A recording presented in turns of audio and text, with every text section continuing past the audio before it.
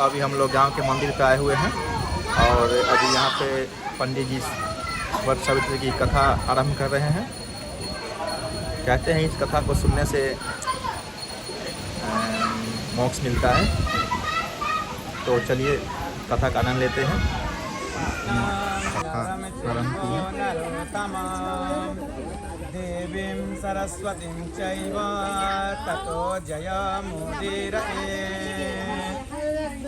हे देवी, पार्वती जी ने कहा, देवताओं के भी देवता, जगत के पति शंकर भगवान, प्रभास क्षेत्र में स्थित ब्रह्मा जी के प्रिय जो सावित्री देवी हैं, उनका चरित्र आप मुझसे कहिए, जिसमें उसके व्रत का महात्म हो और उसके संबंध का इतिहास हो, एवं जो स्त्रियों के पति व्रत को देने वाला सौभाग्यदायक है और महान उदय को करने वाला हो।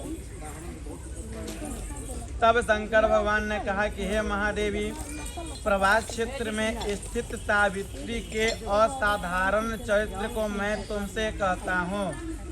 हे महेश्वरी, सावित्री स्थल नामक स्थान में राजकन्या सावित्री ने जिस प्रकार से उत्तम वट सावित्री का पालन किया, मध्य देश में एक धर्म आत्मा सभी प्राणियों के हित में तत्पर रहने वाला, राजधानी राज्य में रहने वाली प्रजाओं का प्रिय अष्टपति नामक राजा था, जो कि क्षमाशील, संतान रहित, सत्यवादी और इंद्रियों को वश में रखने वाला था। एक समय वह राजा प्रभास क्षेत्र की यात्रा में निमित्त वहां पर आया और विधि पूर्वक यात्रा करता हुआ सावित्री के स्थल पर पहुंचा।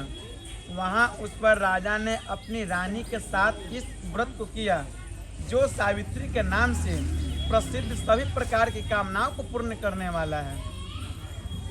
भूलोक, भूलोक, स्वर्गलोक, इन मंत्रों की साक्षात मूर्ति बनकर स्थित ब्रह्मा जी की प्रिय सावित्री देवी उस राजा पर प्रसन्न हुई। कमंडलों को धारण करने वाली वह सावित्री देवी दर्शन देने के बाद पुनः अदृश्य हो गई और बहुत दिनों के बाद उसी राजा के यहाँ देवी के समान रूप वाली कन्या के रूप में उत्पन्न हुई। सावित्री की प्रसन्नता से प्राप्तता सावित्री की पूजा करने के बाद हुई। अतः राजा ने ब्राह्मणों की आज्ञा से अपनी उस कन्या का नाम भी सावित्री रखा। वह राजकन्या सावित्री साक्षात शरीर धारण की हुई लक्ष्मी के समान शोभित होती हुई बढ़ने लगी और धीरे धीरे सुकुमार अंगों वाली एवं यौवन अवस्था को प्राप्त हुई, जिसके मध्य भाग सुंदर और नितंब भाग विस्तृत थे और जो सुवर्ण की प्रतिमा के समान दिखाई पड़ने लगी। उसे देखकर यही समझते थे कि यह कोई देव कन्या है। कमल के समान विशाल नेत्र वाली एवं तेज से अग्नि के समान प्रज्वलित होती हुई सावित्री महर्षि भृगु द्वारा कहे हुए सावित्री व्रत को करने लगी, जिसके आरंभ में सुंदर वर्ण वाली उसे उपवास करके शीत से स्नान की हुई सावित्री देवता की प्रतिमा के पास जाकर अग्नि में हवन करके ब्राह्मणों से स्तुतिवाचन कराया और उस ब्राह्मण से अवशिष्ट पुष्पांजलि ग्रहण करके सखियों से घिरी हुई लक्ष्मी देवी के समान सुंदर रूप से सुशोभित हुई। वरा रोहा व राजकन्या समीप में जाकर पिता के चरणों में प्रणाम कर प्रथम प्राप्त पुष्पांजलि को निवेदित कर हाथ जोड़कर राजा के पार्श्व में स्थित हुई। युवा अवस्था को प्राप्त हुई देखकर राजा ने उसके विषय में मंत्रियों से सलाह लेकर राजकन्या से कहने लगा, हे पुत्री, तुम्हें युग वर देने का समय आ गया है। मुझसे कोई तुम्हें मांगने के लिए भी नहीं आता और मैं भी विचार करने पर तुम्हारे आत्मा के अनुरूप वर को नहीं पा रहा हूँ। अतः हे पुत्री, देवताओं के निकट में जिस तरह निंदनीय ना हो वैसा तुम करो। मैंने धर्मशास्त्रों में पढ़ा और सुना भी है कि यदि पिता के गृह में रहती हुई विवाह के पहले ही जो कन्या रजोधर्म से युक्त हो जाती है वह शूद्रा के समान समझी जाती है तथा उसके पिता में ब्रह्महत्या का समान पाप लगता है। इसलिए हे पुत्री, मैं तुमको भेज रहा हूँ कि तुम स्वयं अपने योग वर ढूंढ लो। वृद्ध मंत्रियों के साथ शीघ्र जाओ और मेरी बात को मानो। इसके बाद जैसा कहते हैं वैसा ही होगा। ऐसा कहकर सावित्री घर से निकलकर राज ऋषियों के रम तपोवन की ओर चल पड़ी और वहां पहुंचकर माननीय वृद्धजनों को प्रणाम कर सभी तीर्थों और आश्रमों में जाकर पुनः मंत्रियों के साथ सावित्री अपने गृह पर आ गई और वहां पर पिताजी के समक्ष पवित्र देवर्षि नारद को बैठे हुए देखा। आसन पर बैठे हुए नारद जी को प्रणाम कर मुस्कुराती हुई जिस कार्य के लिए वन में गई थी सारी कथा उनसे कहने लगी। सावित्री बोली, हे देवर्षि नारद जी, साल्व देश में धर्म आत्मा धूम्रसेन नामक से विख्यात एक क्षत्रिय राजा है जो देववश अंधे हो गए हैं। उस समय उनका छोटा सा एक बालक और उसकी माँ थी। ऐसे समय में अवसर पाकर उनका पूर्व वैरी रुक्मिम एक सामंत राजा ने उनसे छीन लिया। अतः वह आर्य दुग्धसेन छोटे बच्चों के साथ लिए हुए अपनी स्त्री के साथ जंगल की ओर चल दिए। उनका वह पुत्र वन में ही बड़ा होकर परम धार्मिक और सत्य बोलने वाला है। अतः अपने अनुरूप पति समझकर मैंने उसे मन में वर्ण कर लिया। यह सुनकर नारद जी ने कहा, हे राजन, सावित्री ने यह बड़ा कष्टप्रद कार्य कर डाला। बाल बुद्धि होने से इसने केवल गुणवान समझकर सत्यवान को वर्ण कर लिया। उसका पिता सत्य बोलता है, माता भी सत्य बोलती है और वह भी स्वयं सत्य ही बोलता है। इससे उसका नाम मुनियों ने सत्यवान रखा है।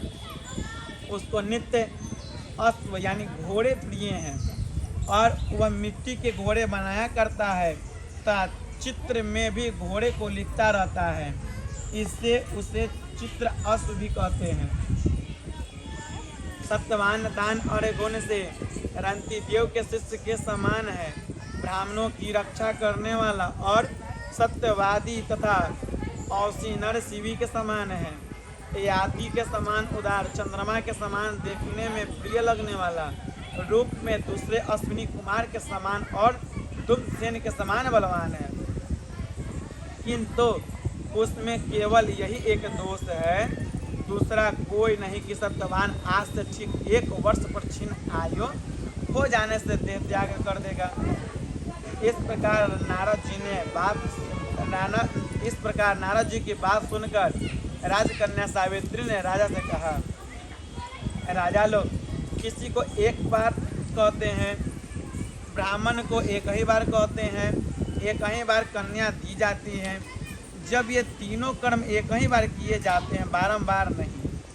दीर्घ आयु हो अथवा अल्प आयु हो, गुणवान हो अथवा अवगुण हो या निर्गुण हो, वर को एक बार वर्ण कर लिया, अब दूसरे वर का वर्ण नहीं करेंगे। पहले मैंने मन में निश्चय करके बाद में उसे वाणी द्वारा प्रकट किया गया, पुनः उसके बाद कर्म द्वारा किया जाता है। प्रत्येक कार्य में मन को प्रमाण माना जाता, अर्थात मन के विरुद्ध कार्य नहीं किया जाता। नारद जी ने कहा, हे राजन, यदि आपको भी इष्ट हो तो अपनी पुत्री सावित्री का कन्यादान निर्विघ्नता के साथ शीघ्र कर डालिए। ऐसा कहकर नारद जी आकाश मार्ग से स्वर्गलोक चले गए।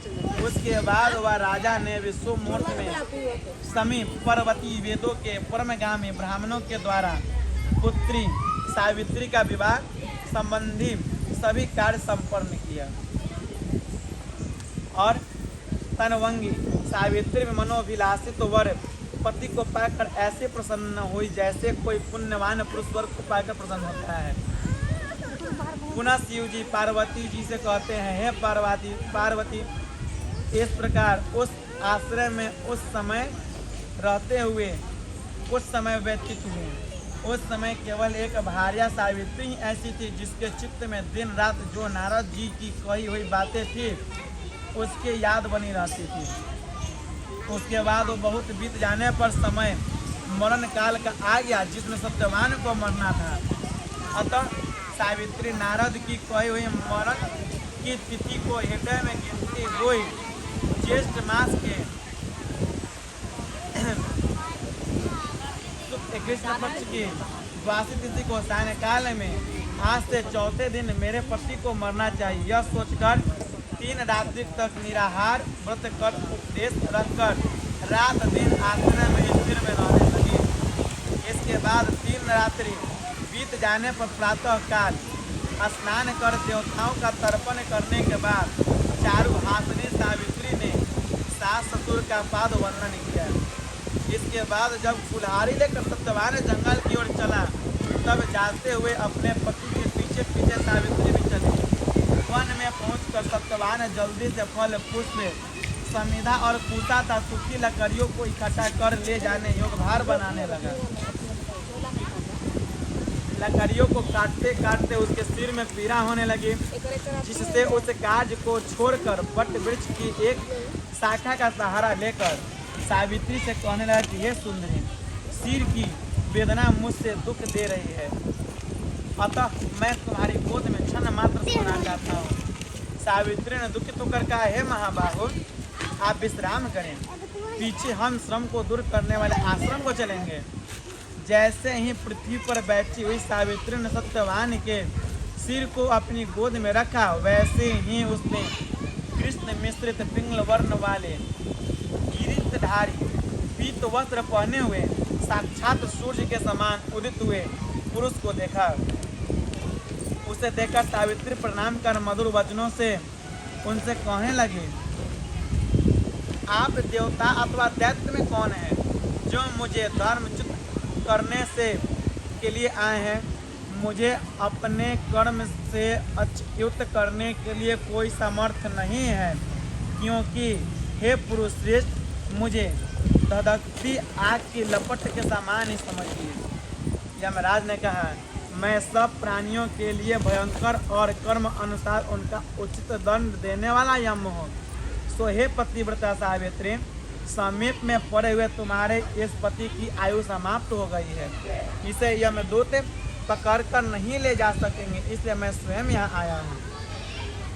ऐसा कहकर फांस को लिए हुए यमराज ने सत्यव्रत के शरीर से अंगूठा मात्र शरीर वाले जीव आत्मा को बलपूर्वक निकाल लिया।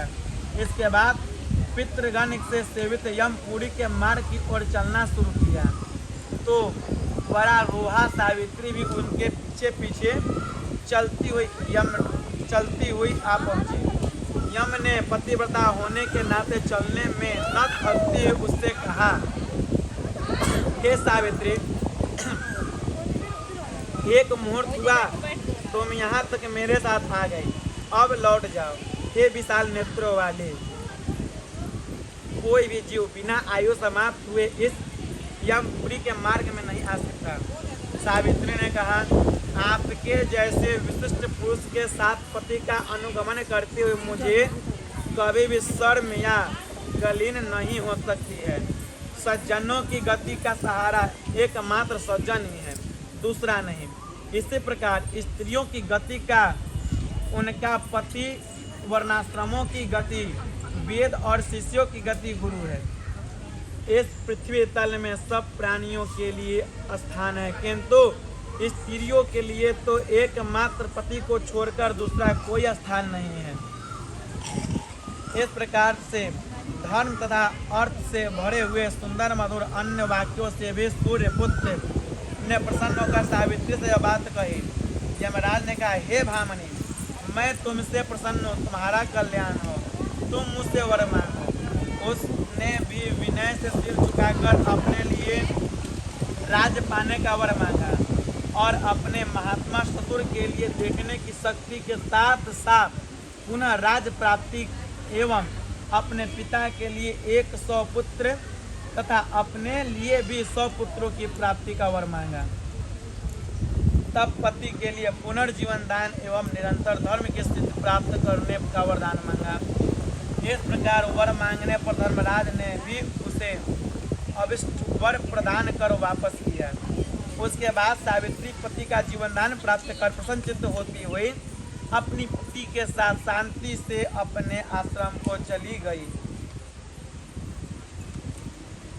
सावित्री ने ज्येष्ठ मास की अमावस्या के दिन इस सावित्री व्रत को किया था, जिसके प्रभाव से राजा को पुनः नेत्र की प्राप्ति हुई। उसके बाद उन्हें निष्कंठ अपने देश तथा राज्य की प्राप्ति हुई तथा सावित्री के पिता को 100 पुत्र था, सावित्री को भी 100 पुत्र प्राप्त हुए। इस प्रकार से सावित्री व्रत के पूर्ण महत्व को मैंने तुमसे कहा। हे देवी, पार्वती ने कहा, हे देव, सावित्री के द्वारा किया हुआ वह महान व्रत किस प्रकार का है और ज्येष्ठ मास में उसका विधान कैसे किया जाता है। हे विभो, उस व्रत के देवता कौन है, कौन कौन मंत्र हैं, क्या फल है, सो हे महेश इस सनातन धर्म को विस्तार पूर्वक आप मुझसे कहिए। ईश्वर शंकर जी ने कहा, हे देव देवेशी, सावित्री व्रत को आदर पूर्वक सुनो। हे महेश्वरी, उस सती ने जिस प्रकार से इस व्रत को किया उसे मैं कह रहा हूँ। हे भामनी, ज्येष्ठ पक्ष की कृष्ण पक्ष के त्रयोदशी तिथि के दिन प्रातः दान दंत धावन कर चुकने के बाद 3 रात्रि तक उपवास करने का नियम करें। यदि व्रती आसक्त उपवास में असमर्थ हो तो जितेंद्रिय होकर त्रयोदशी की रात्रि में उपवास कर और चतुर्दशी के दिन बिना मांगे प्राप्त हुए अन्न को ग्रहण करे तथा अमावस्या के दिन उपवास करे। ये सुश्रीनी, प्रतिदिन तालाब, महानदी या झरना अथवा पांडु कूप में स्नान करने से सर्व स्नान का फल प्राप्त करें। हे यशविनी, विशेष करके सरसों और मृतिका मिश्रित जल से स्नान करना चाहिए। एक प्रस्थ यानी 64 रुपये अटने लायक पात्र में बालू भरकर अथवा यौ साली धान्य तिल आदि भरे, फिर 2 वस्त्र के टुकड़ों से विशिष्ट बात की डालियां में सब अवयवों से सुशोभित सुवर्ण की मिट्टी अथवा काष्ठ की बनी हुई सावित्री की प्रतिमा को रखकर उसमें सावित्री के लिए 2 रक्त वस्त्र देवें और ब्रह्मा की प्रतिमा के लिए श्वेत वस्त्र दें। इस प्रकार से ब्रह्मा के साथ सावित्री का यथाशक्ति गंध पुष्प धूप दीप नैवेद्य आदि से पूजन करें। पूर्ण तैयार हुई तरोई, कुहड़ी, ककड़ी, नारियल, खजूर, कैत, अनार, जामुन, जम्बीरी, नींबू, नारंगी, अखरोट, कटहल, जीरा, काली मिर्च के टुकड़े, गुड़, सेंधा नमक एवं अकुरित सप्त धान को बांस की बनी हुई डालियों में रखकर रेशमी वस्त्र से विशिष्ट कर कुमकुम केसर के रंग से रंग देवें। इस प्रकार से ब्रह्मा जी की प्रिय सावित्री का स्थापना होती है। ब्रह्मा के साथ उस सावित्री प्रतिमा का मंत्र के साथ पूजन करें। इस पुराण में यह मंत्र कहा हुआ है कि जिसके पूर्व में ओमकार यह वर्ण है, ऐसी वीणा और पुस्तक धारण करने वाली वेदों की जननी हे देवी, तुम्हें नमस्कार है। मुझे विधवा न होने का वरदान दो। इस प्रकार से विधिवत पूजन करके वहाँ पूजन स्थल पर रात्रि जागरण कर विधि करावें। गाने बजाने के साथ नर नारी वृद्ध मिलकर नृत्य गीत आदि से विशारद के साथ नाचे और हंसी खुशी के साथ रात्रि व्यतीत करें और सावित्री की कथा अक्षय ब्राह्मणों द्वारा भाव तथा रस के साथ प्रभात होने तक कहलावें।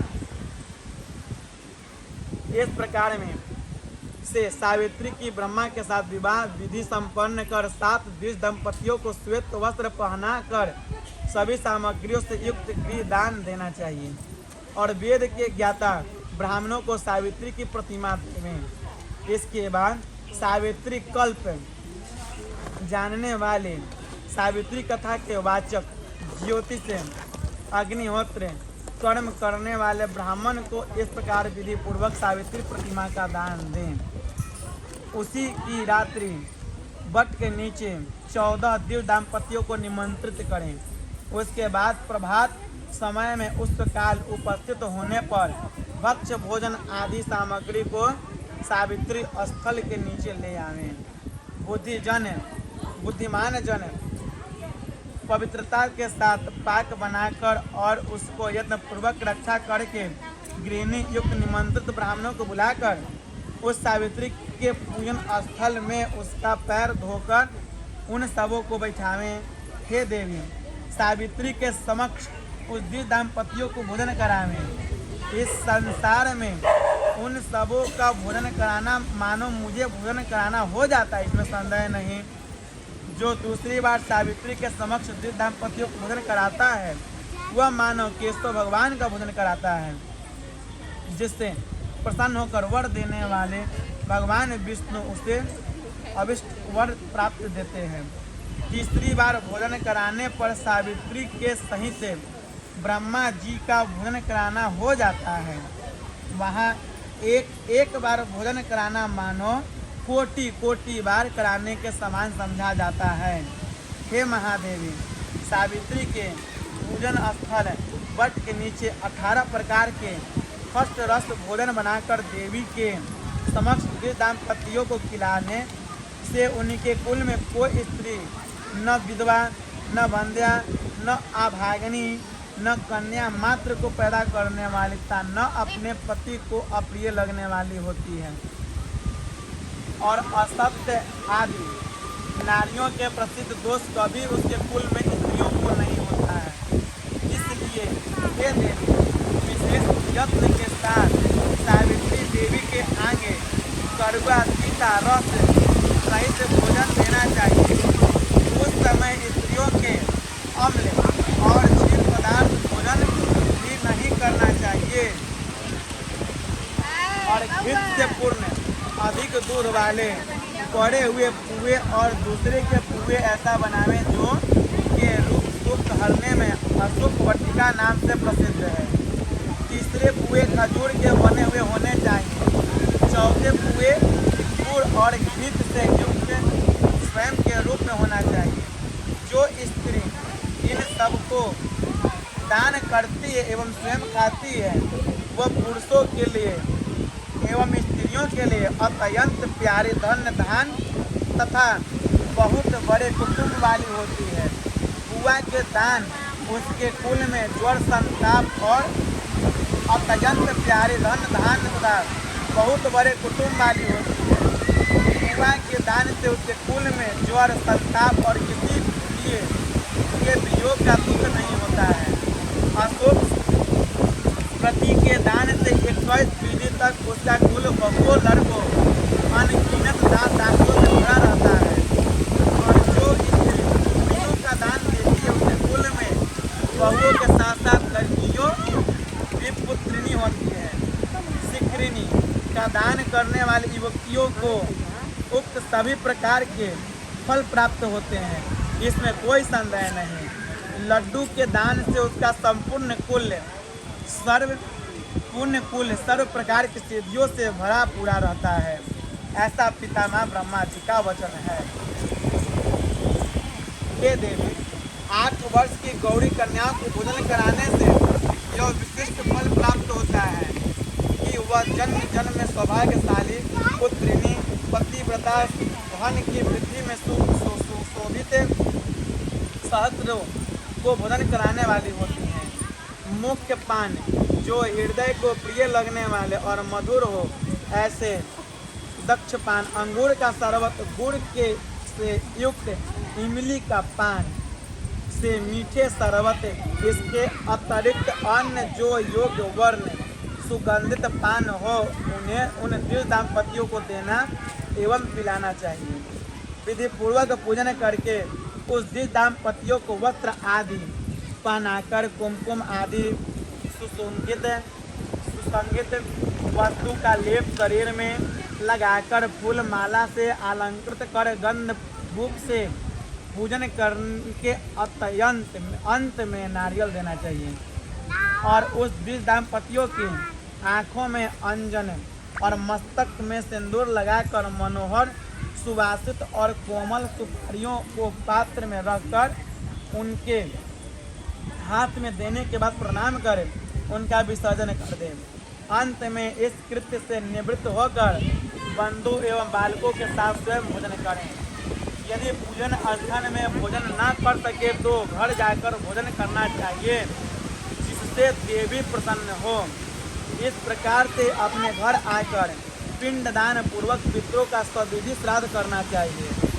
ऐसा करने से उसके पितृगण ब्रह्मा के एक दिन 1 अरब 32 करोड़ वर्ष तक संतुष्ट बने रहते हैं। तीर्थ में 8 गुना पुण्य अपने घर में दान देने से होता है, क्योंकि दिव्य जातियों द्वारा किए हुए श्राद्ध को नीच जन नहीं देख पाते। अतः एकांत गृह में गुप्त रूप से पितरों का श्राद्ध करना उचित होता है। नीच के देखने मात्र से वह श्राद्ध हत निष्फल हो जाने से पितरों को प्राप्त नहीं होता। इसलिए जहाँ तक हो सके यत्न पूर्वक कर श्राद्ध को गुप्त रूप से करना चाहिए, क्योंकि पितरों की तृप्ति देने वाले ऐसे श्राद्ध को ब्रह्मा जी स्वयं बताया है। पूर्व वक्त गौरी कन्या का भोजन कराना आदि जो क्रियाएं हैं वे उत्सर्ग कहलाती हैं और मनुष्यों की कृति प्रदान करने वाली होने से राजसी कही जाती हैं।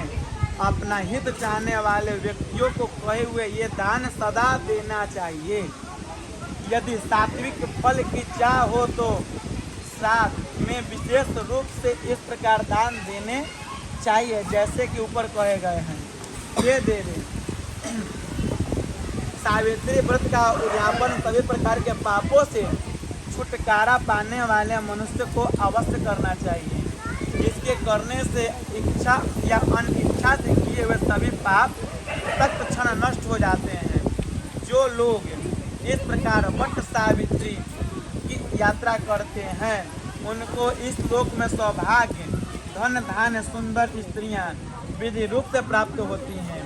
इस यात्रा विधान को जो कोई मनुष्य भक्ति पूर्वक करता है या इस वट सावित्री व्रत कथा को सुनता है उसे वह पापों से छुटकारा पा जाता है। ये देवी जो पुरुष ज्येष्ठ मास की अमावस्या के दिन विधि पूर्वक सावित्री के पूजन स्थल में वट वृक्ष के नीचे 108 या 54 या 27 प्रदक्षिणा यत्न पूर्वक करते हैं तो उनके द्वारा अज्ञान पूर्वक किए हुए अगमया स्त्री के साथ गमन रूपी पाप अथवा अन्य भी किए हुए पाप नष्ट हो जाते हैं, इसमें कोई संदेह नहीं।